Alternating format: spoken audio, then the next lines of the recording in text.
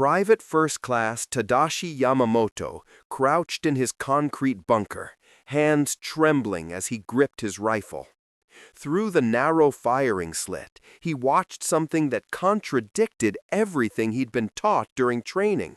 6 American Marines were advancing toward his position under withering machine gun fire. 3 fell almost immediately, their bodies crumpling onto the dark sand. But the others didn't retreat. They didn't take cover. They kept coming. When Yamamoto's squad unleashed a barrage of grenades, one of the Marines threw himself on top of the explosion, shielding his comrades with his own body. Impossibly, catastrophically wounded, the Marine continued fighting until he literally could no longer hold his weapon. The surviving Marines took the position within minutes. Later that night, Yamamoto wrote words in his diary that would have earned him immediate execution if discovered by his own officers. "The Marines are not human. They do not die like other men. Everything we were told about American weakness was a lie." 21,000 Japanese defenders occupied Iwo Jima, dug into 18 kilometers of tunnels and fortifications. They had been promised they faced soft American troops who would break under pressure. What they encountered instead would shatter every military assessment the Imperial Japanese Army had made about their enemies. The mathematics of this miscalculation were being written not in strategic plans, but in the savage reality of close-quarters combat that would leave 26,000 Marines as casualties in just 36 days. This is the story of why Japanese soldiers feared fighting American Marines more than any other unit in World War II. It's a story told not through American propaganda or Hollywood mythology, but through the words and experiences of the Japanese soldiers who faced them. What emerges is a picture of an enemy who combined everything Japan claimed to possess with everything Japan lacked. It's a story of courage meeting courage, of fanaticism meeting determination, and ultimately of spirit meeting overwhelming material superiority. The collapse of Japanese confidence in victory had begun long before Iwo Jima, on a jungle-covered island in the Solomon Chain where American forces first went on the offensive. The first shock. Guadalcanal, the first shock. August 7, 1942. Guadalcanal in the Solomon Islands. Corporal Hideo Takahashi was a veteran of the China campaign, where Japanese forces had seemed invincible. Chinese armies, vastly larger than Japanese units, had crumbled before coordinated attacks.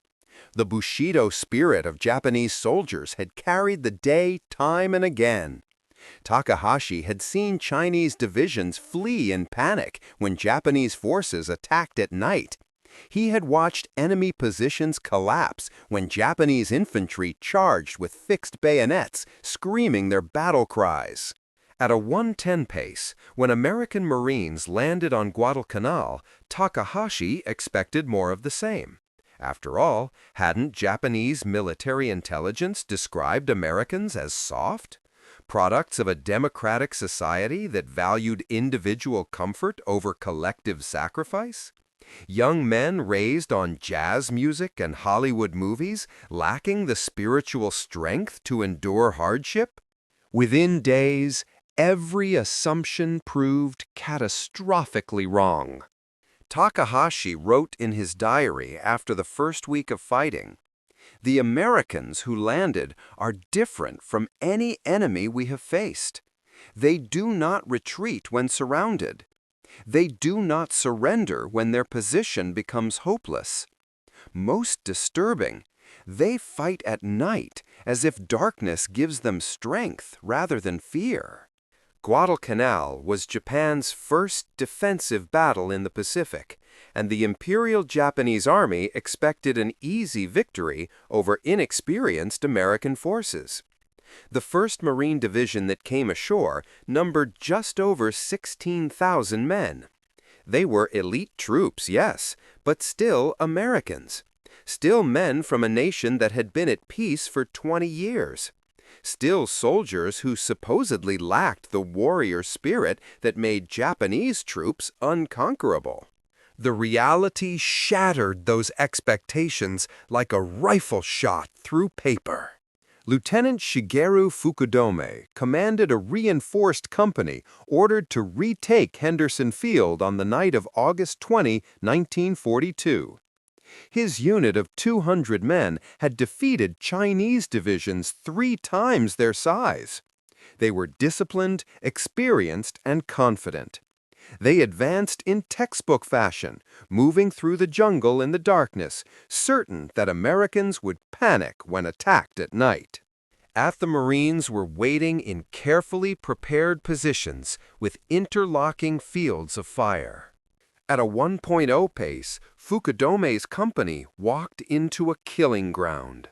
Machine guns opened up from multiple positions, their tracer rounds creating deadly crossfire patterns.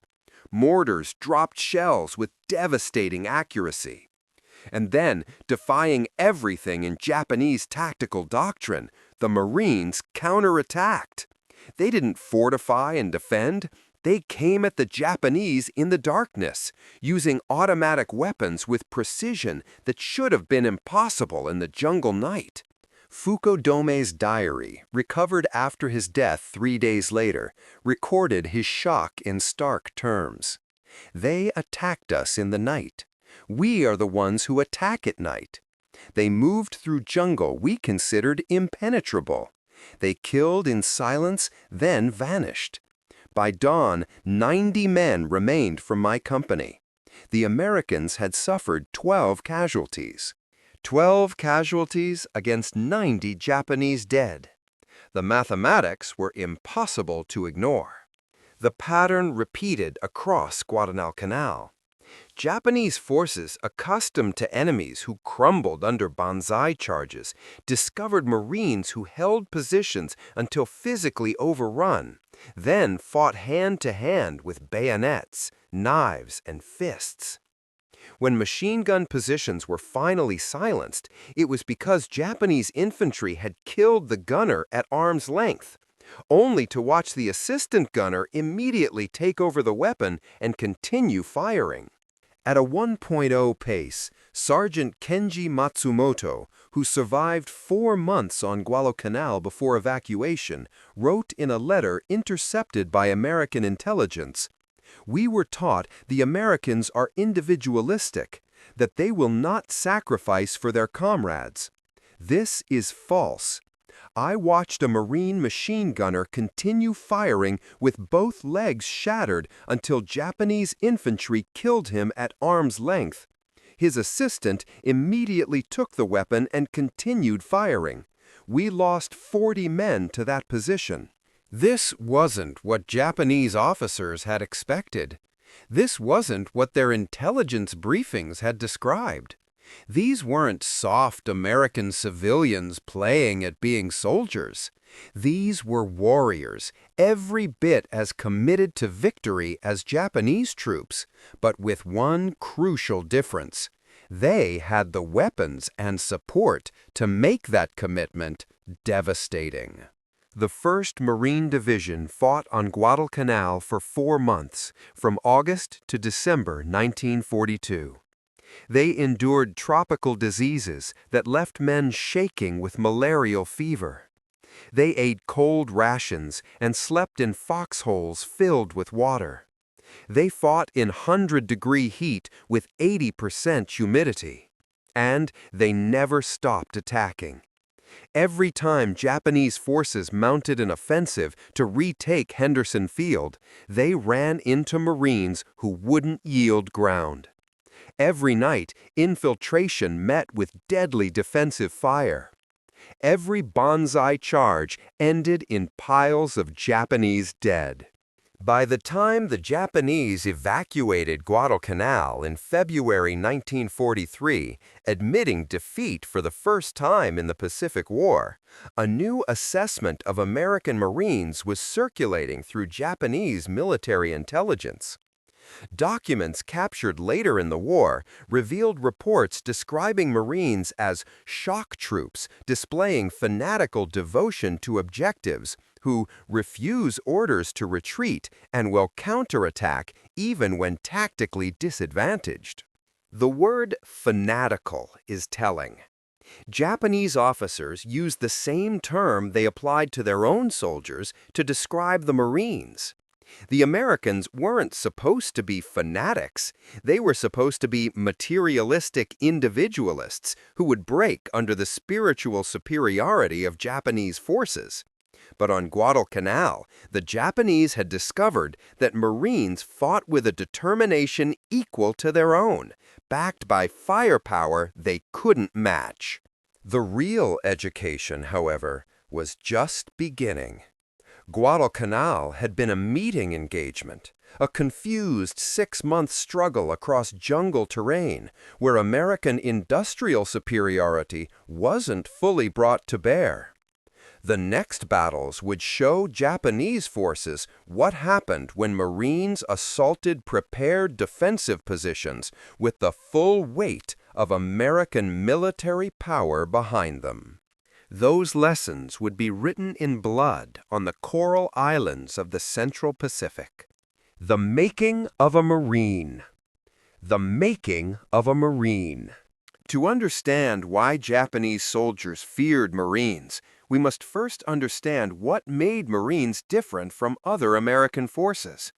The transformation began at places with names that would become legendary: Paris Island on the East Coast and San Diego on the West Coast. These were the recruit training depots where civilians became Marines, and the process was unlike anything in the American military. Private Yamamoto, who would later face Marines on Iwo Jima, first learned about them during intelligence briefings in 1943. The instructor was a staff officer who had interrogated captured Marines, and he seemed genuinely disturbed by what he had learned. The American Marines undergo training that would be considered criminal abuse in any civilized army, the officer told his assembled troops. They are broken down mentally and physically, then rebuilt into something that barely resembles the soft civilians who entered. They are taught to view death in combat as honorable, to never surrender, to fight until physically incapable. One of the Japanese soldiers raised his hand. "Sir, that sounds like our own training. That is Bushido." The officer nodded grimly. "Yes, they have copied our code, but added something we did not anticipate: American industrial capacity." That combination, warriors as committed as Japanese soldiers, equipped with overwhelming material superiority, would prove devastating. At a World War II Marine Corps boot camp lasted 7 to 8 weeks, though it was briefly reduced to 4 weeks early in the war before standards collapsed and the longer program was reinstated. During that time, drill instructors systematically destroyed every trace of civilian identity recruits brought with them. The process was brutal, deliberately so. Drill instructors screamed in recruits' faces, calling them worthless, telling them they would never be Marines, suggesting they quit and join the Army instead. The physical training pushed men beyond what they thought they could endure. Hours of close-order drill taught instant obedience to commands. The psychological pressure was unrelenting. Those who quit were publicly shamed. Those who remained learned that surrender was not an option, that giving up was worse than dying. They learned to subordinate their individual desires to the unit's needs. They learned that their battle buddies depended on them absolutely, and they on their battle buddies. The bond formed between Marines wasn't just friendship or unit cohesion, it was brotherhood forged in shared suffering. But Marine training didn't stop with breaking civilians down. The second phase rebuilt them into warriors. Recruits learned Marine Corps history, the battles won and lost, the traditions carried through generations. They memorized the names of Medal of Honor recipients. They were taught that every Marine who had ever lived was their brother, that the Corps extended backward through time to 1775 and forward to eternity. Failing in combat meant betraying every Marine who had ever worn the uniform. The marksmanship training was particularly intensive. Marines spent weeks on the rifle range, firing thousands of rounds until they could hit targets at ranges where enemy soldiers couldn't even aim accurately. The emphasis on shooting skills gave Marines a significant advantage in combat. Japanese soldiers noted in their reports that the average Marine rifleman could hit targets at distances where Japanese troops had to fire blindly and hope for the best. Physical training emphasized not just strength and endurance, but combat-specific skills. Hand-to-hand fighting, bayonet training, close-quarters combat drills, all designed to prepare Marines for the brutal reality of Pacific warfare. And throughout the training, the message was reinforced constantly. Marines do not quit. Marines do not surrender. Marines complete the mission regardless of cost. More importantly, Marine training created a specific kind of warrior culture. When Japanese soldiers faced American Army infantry, they faced competent troops using sound, conventional tactics. But when they faced Marines, they encountered something different. Men who had been conditioned to view retreat as unthinkable, who would rather die than fail to take an objective, who saw every battle as a test of whether they deserved to call themselves Marines. For the first 4 weeks, drill instructors destroy everything civilian in the recruit. You are told you are worthless, that you will never be a Marine, that you should quit and join the Army. The abuse is psychological and physical. You are pushed until you think you cannot continue, then pushed further. Those who quit are publicly shamed. Those who remain learn that surrender is not an option. The Japanese interrogation report noted the officer's response, "This resembles our own training, but more systematic." But then the Marine described something that had no parallel in Japanese training. The second 4 weeks, the instructors build you into a Marine. You learn that you are part of something greater than yourself, that every Marine who ever lived is your brother. This created something unique. Marines fought because to fail was to betray every Marine who had ever lived. The psychological pressure created fighters who would advance when rational calculation said to stop. Japanese intelligence officers studying Marine behavior noted this phenomenon repeatedly. Marines would take casualties that should have forced any unit to halt and regroup, but instead they would continue attacking.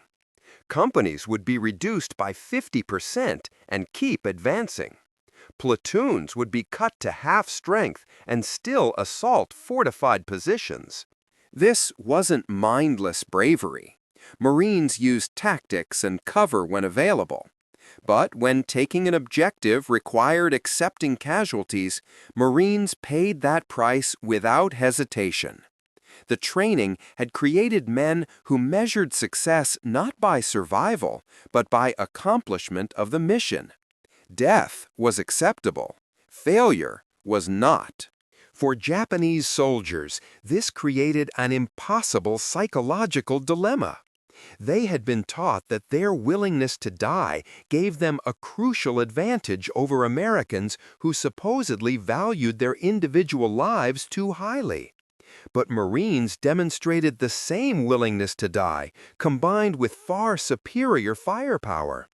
How do you maintain morale when your spiritual superiority proves illusory and your material inferiority is crushing?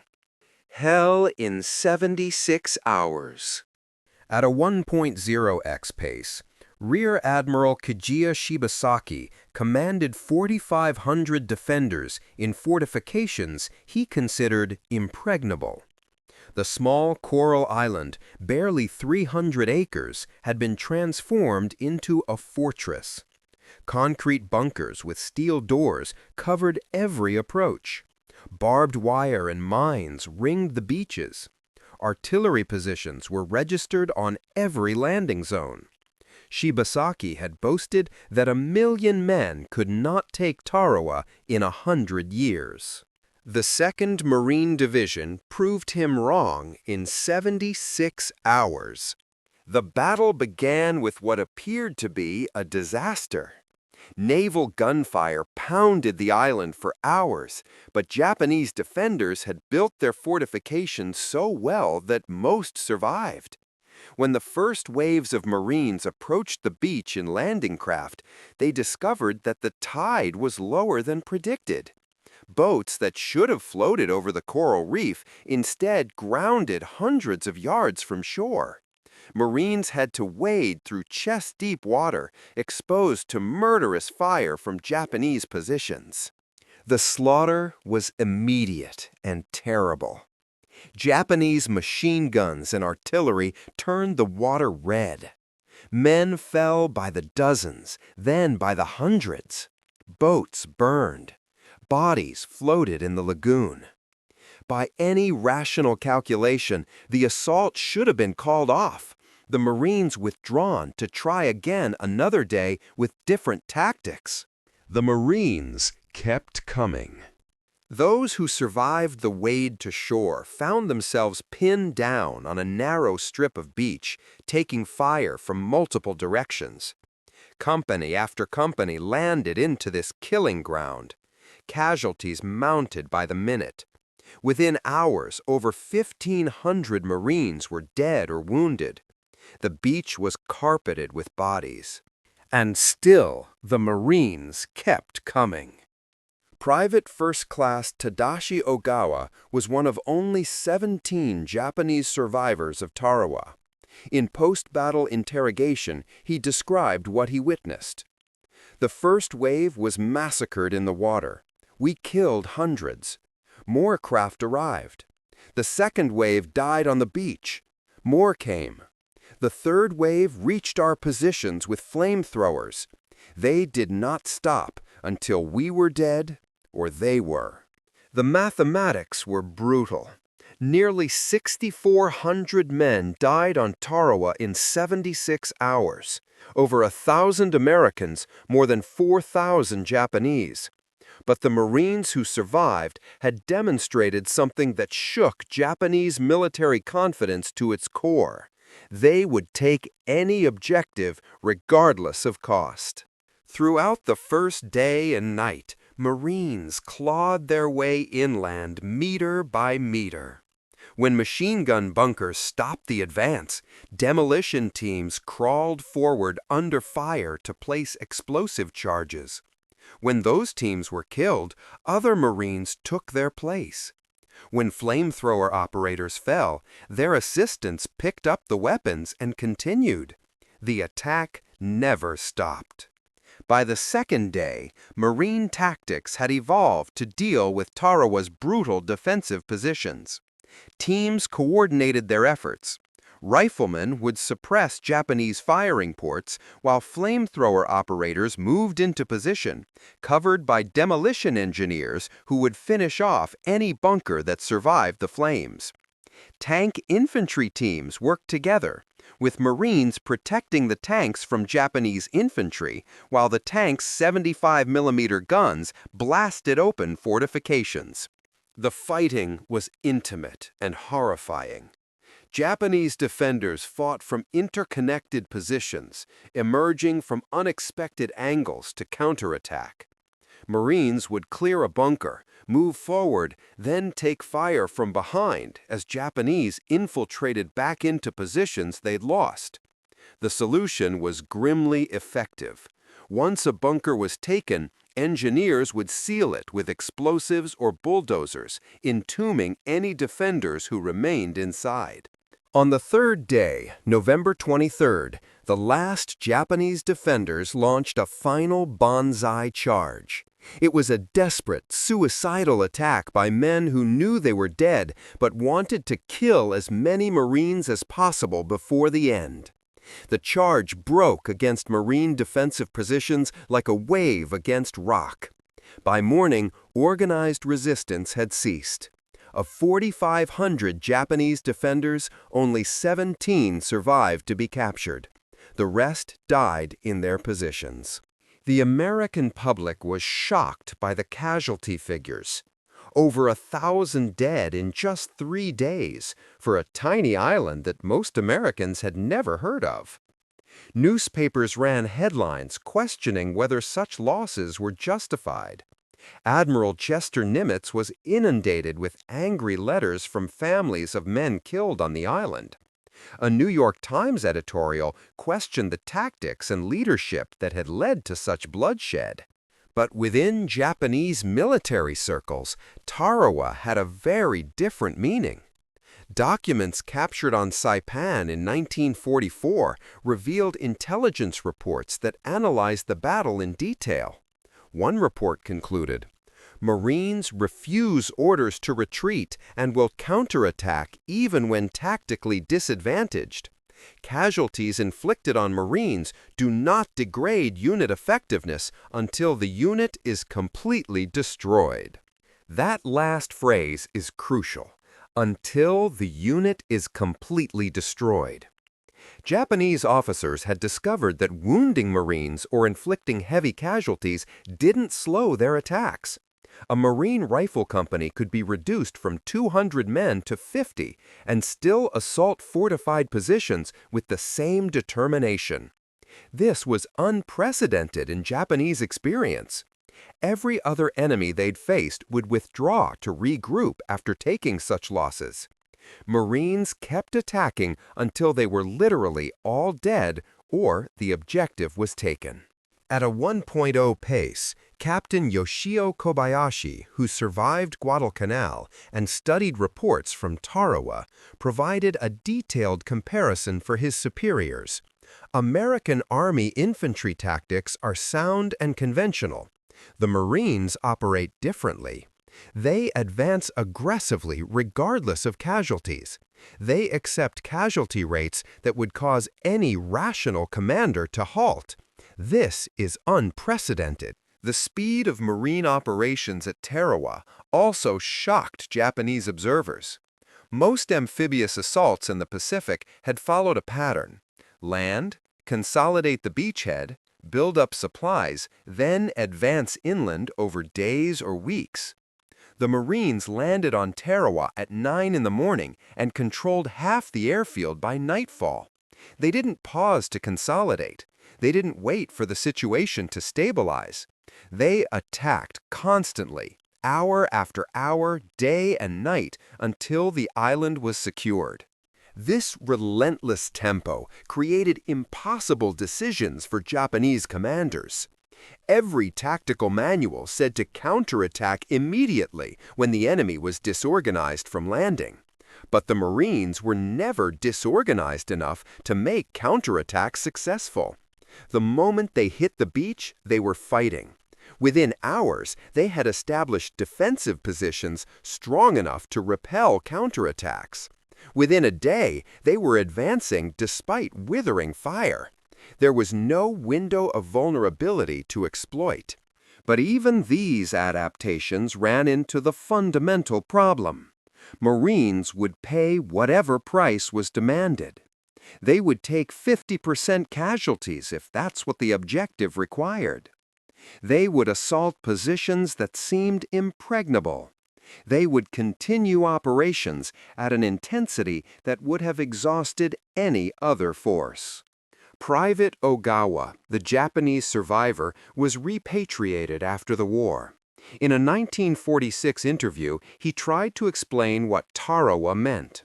After the first day of battle, we knew we would lose. The Marines had landed in overwhelming force. They had naval gunfire that destroyed our positions.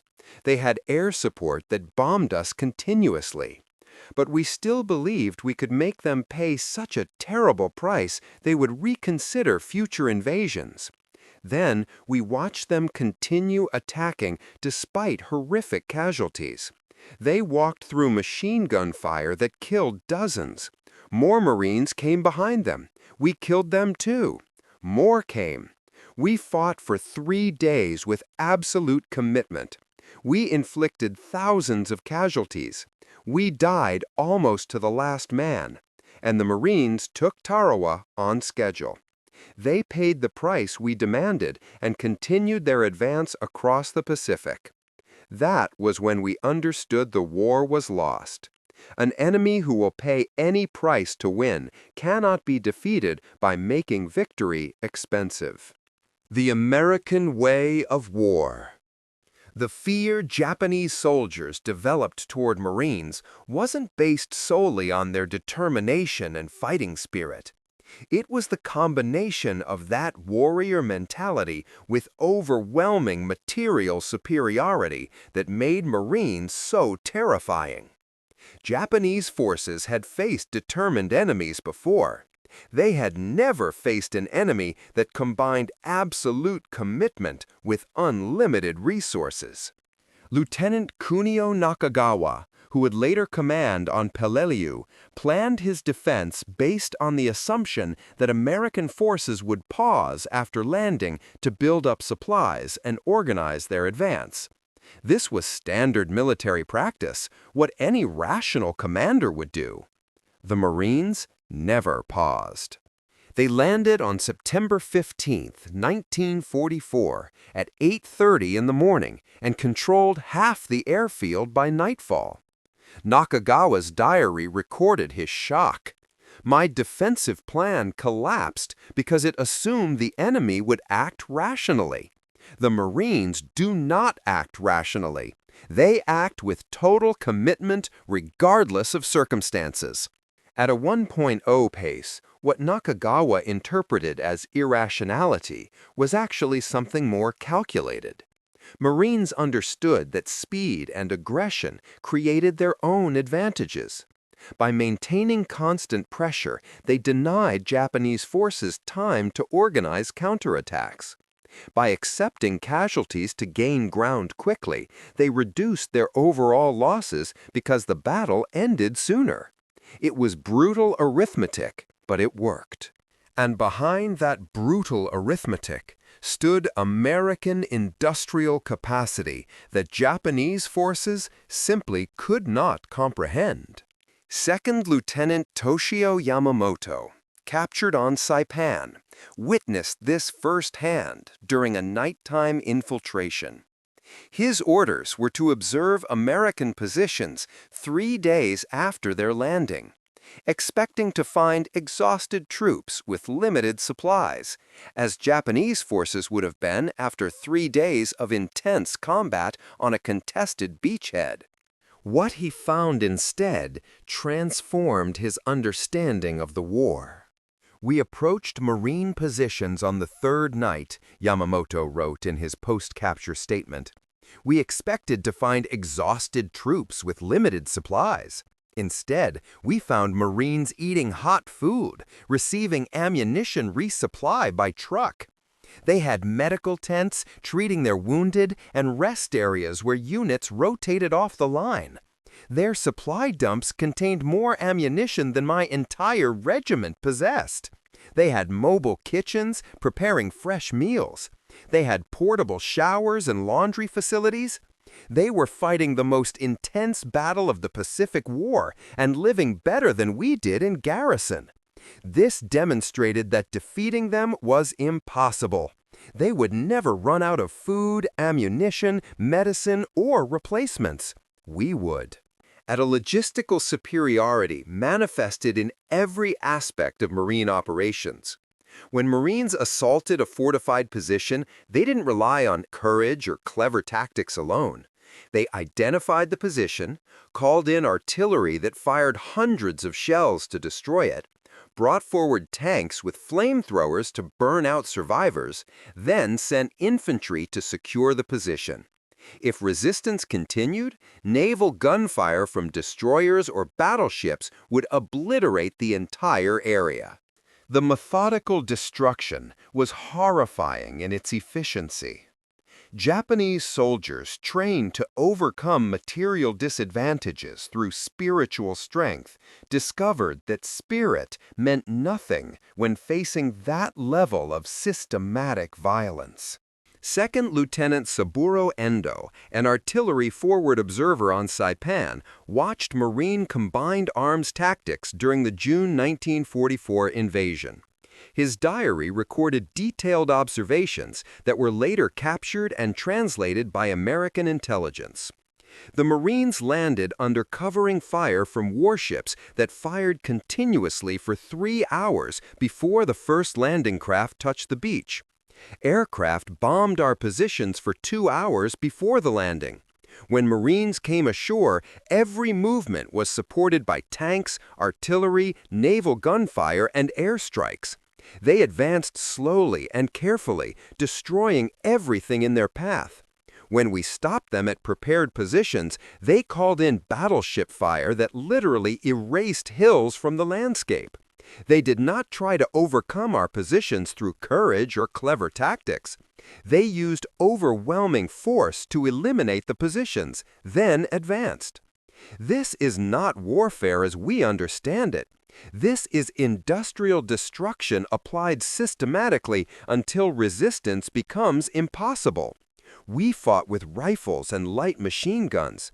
They fought with an entire industrial nation's resources. The disparity extended to medical care.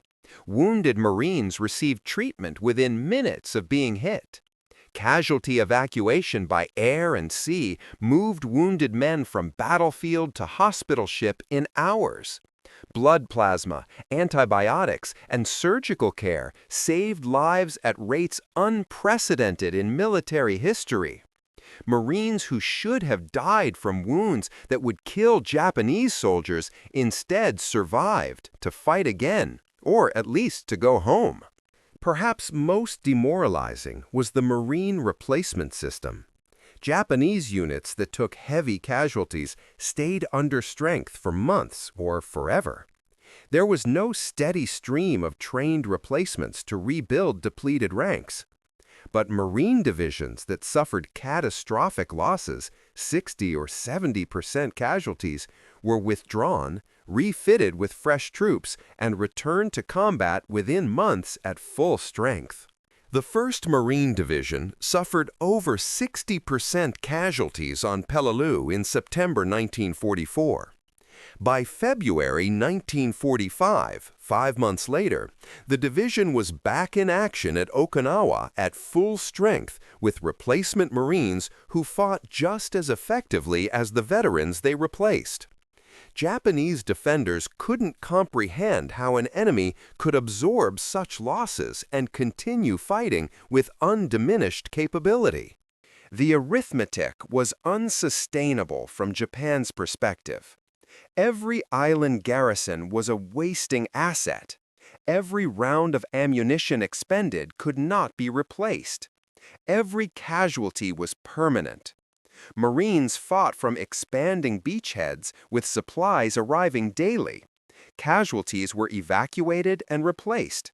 Ammunition was unlimited. The longer a battle lasted, the weaker Japanese defenders became, while Marines grew stronger.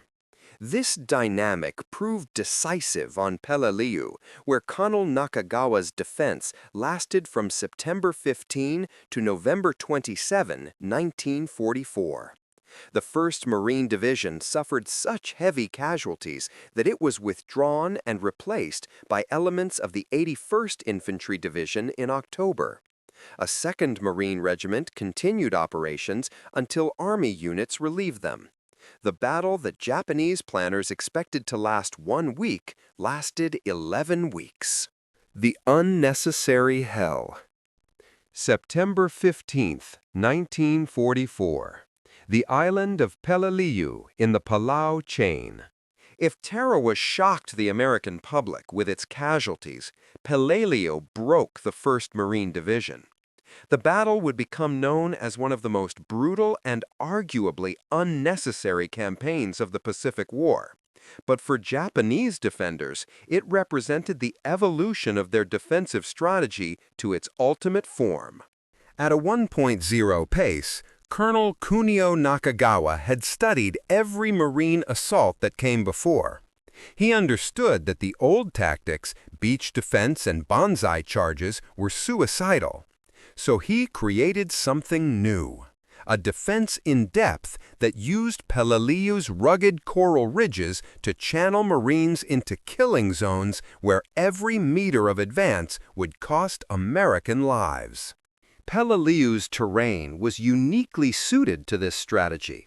The Umurbragal Mountain in the center of the island was actually a jagged landscape of razor-sharp coral ridges, deep ravines, and hundreds of caves. Nakagawa's engineers had spent months connecting these natural fortifications with tunnels, creating a defensive network that was nearly impervious to artillery or air attack. Defenders could move underground between positions, emerging to fire on Marines, then disappearing before American firepower could respond. The battle began with an optimistic prediction. Major General William Rupertus, commanding the 1st Marine Division, told his men it would be a hard-fought quickie, lasting 4 days at most. That prediction would prove tragically wrong. The fighting would last 74 days, nearly 15 times his estimate. At a 1.0 pace, the Marines landed on Peleliu's western beaches at 8:30 in the morning. Within minutes, they were taking catastrophic casualties. Japanese artillery observers, safely positioned in the coral ridges, called down perfectly coordinated fire.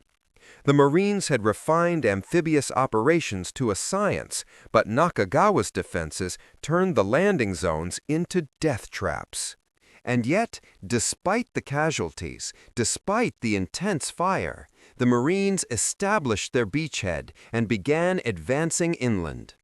By nightfall on the 1st day, they had secured the southern portion of the island, including most of the airfield.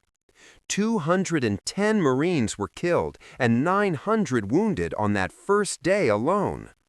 The assault should have stalled. Instead, it continued.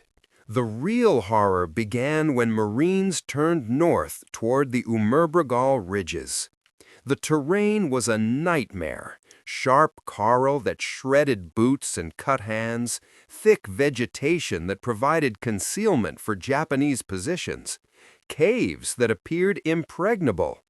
And from these positions, Japanese defenders poured fire on the advancing Marines with a discipline and effectiveness that was unprecedented. The 1st Regiment, 1st Marine Division, led by the legendary Colonel Louis Chesty Puller, bore the brunt of the assault on what Marines dubbed Bloody Nose Ridge. Over 6 days, Puller's regiment attacked the ridges again and again, taking positions yard by yard in fighting that defied description. Men fought hand-to-hand in caves. Flamethrower teams burned defenders out of positions, then were cut down themselves. Demolition engineers crawled forward with explosives, often dying before they could place their charges. At a 1.0x pace, Major Raymond Davis's 1st Battalion suffered 71% casualties in those 6 days. 71%. In any other military force, such losses would have necessitated immediate withdrawal. The Marines kept attacking. At a 1.0 pape and his company penetrated deep into the ridges, pushing forward with 90 men to seize what they thought was Hill 100. It took a full day of fighting to reach what Pope believed was the crest of the hill, only to discover it was another ridge occupied by more Japanese defenders. The remaining Marines, now reduced to a handful, held their position overnight against repeated counterattacks, fighting with bayonets and throwing rocks when their ammunition ran out. Of the 90 men who started the assault, fewer than 10 were still combat effective by morning. This was not courage. This was systematic application of acceptable casualties to achieve objectives, as one Japanese observer noted. The Marines had calculated what victory would cost and paid that price without hesitation. For Japanese defenders watching from their positions, this was psychological warfare of the most devastating kind. They knew they could kill Marines. They were killing Marines by the hundreds. But more Marines kept coming, and the American advance never stopped. Every position, no matter how strong, would eventually fall. It was just a question of when. Sergeant Kenji Matsumoto, captured on Bougainville, described watching a Marine platoon assault a fortified hilltop position. The approach was across open ground swept by machine gun fire from 3 bunkers. Japanese doctrine would have required extensive artillery preparation, followed by infantry assault under smoke cover. The Marine lieutenant assessed the position for perhaps 30